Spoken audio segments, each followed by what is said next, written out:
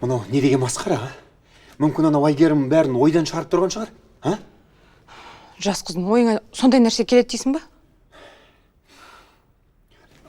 Давай былай жасайық. Онда Денекті ауылға жіберейік.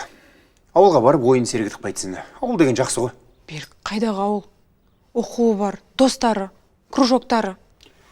Так. Онда былай жасайық. Қатаң бақылау қылайық.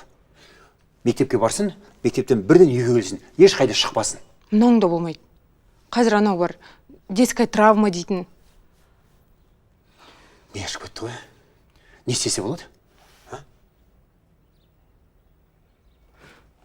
Менде бір идея бар. Қандай? Динардың көзінше біз екеуміз бірге болуымыз керек. Анау суреттегідей.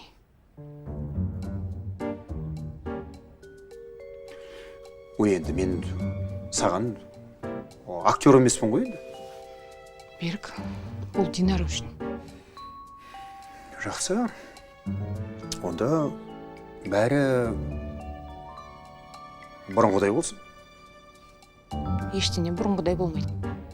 Тек Динардың көзінше. Жарайды.